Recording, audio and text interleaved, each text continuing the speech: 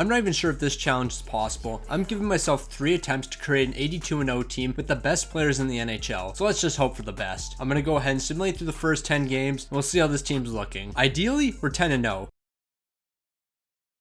We just lost the first game of the season. Alright, well, I mean, we're not going 82-0, so we might as well see if we can break the all-time win record. Through the first 10 games, the best players in the NHL are 5-5. That doesn't make any sense. Over the next 15, we were much better though, going 13-0-2, and we're currently sitting at an 18-5-2 record. Through 50 games, this team's looking great. 41-6-3, first in the Central and first in the entire league. Nathan MacKinnon's leading the way with 22 goals and 37 assists for 59 points. Patrick Kane's coming in second with 35 goals and 23 assists for 58 points, and Leon Draisaitl is going to round out the top 3 with 13 goals and 39 assists for 52 points. Cale Makar's picked up 11 goals with 24 assists for 35 points, while Andrei Vasilevsky's picking up 33 wins with a 914 save percentage and a 224 goals against. So now I'm going to go ahead and simulate to the end of the season, and then we'll see if we can go 16-0 in the playoffs. Taking a quick stop at the trade deadline, over the next 12 games, this team's gone 8-3-1. When the season came to an end, of course, we're fantastic, breaking the all-time win record, going 67-11-4. We're first in the Central and first in the entire league. Nathan MacKinnon led the team with 38 goals and 51 assists for 89 points. Connor McDavid's coming in second with 35 goals and 51 helpers for 86 points. And Patrick Kane's going to round out the top 3 with 46 goals and 37 assists for 83 points. Cale Makar's leading our defense in points with 56, consisting of 12 goals and 44 assists, while Andrei Vasilevsky is picking up 50 wins with a 912 save percentage and a 228 goals against. Taking a look at the entire league, we're having a 3-way tie for first. Pasta's got 93 points, consisting of 42 goals and 51 assists. Marchand's got 37 goals and 56 assists for 93 points, and Mitch Marner's rounding out the top 3, while tied for first with 33 goals and 60 helpers for 93 points. Drew Doughty's leading all defensemen in points with 70, consisting of 60 goals and 64 assists, and Andrei Vasilevsky's going to lead all goaltenders in wins, but we already know what his numbers are. So we didn't go 82-0, but let's see if we can go 16-0 in the playoffs, as we're taking on Calgary in the first round. 3 first period goals is going to be too much to overcome, and we're taking game 1. But to my surprise, Calgary is going to even up the series, and the dream of going 16-0 is dead. A third period goal from MacKinnon saving our team, and we're taking a 2-1 series lead. 2 McDavid goals is putting us 1 game away from the second round, and a late goal from John CARLSON is sending us to the second round. In the second round, we're going to be matching up against the Colorado Avalanche. A lone goal from Comper is giving the Avalanche game 1, and then 3 unanswered from the Avs is giving them a 2-0 series lead. Our team's able to respond with a 5-2 game 3 win, and then an 8-2 game 4 win to even up the series. The boys continue to roll with a game 5 win, putting themselves 1 game away from the conference finals, and in game 6, 4 unanswered is sending us to the conference finals. In the conference finals, we're going to be matching up against the Vegas Golden Knights. 7 goals from our team is giving us game 1, while 3 unanswered is giving us a 2-0 series lead. A game 3 shutout is putting Vegas on the brink of getting swept, and in game 4, we're going to complete the sweep and we're off to the Stanley Cup final. So here we are, the Stanley Cup final. We got the NHL All-Stars taking on the New Jersey Devils. The momentum from our team would continue as we're taking game 1 6-3. Game 2 was a similar outcome with the help of 4 unanswered. The Devils are able to avoid falling to a 3-0 deficit with a 3-2 win, but a 4-1 game 4 win and a 6-0 game 5 win is going to close out this series. Leon Draisaitl led the team in the playoffs with 7 goals and 23 assists for 30 points, while Vasilevsky's picking up 16 wins with an 899 save percentage and a 241 goals against. So it's no surprise we won the Stanley Cup. Ideally, we're going to win a Stanley Cup every year.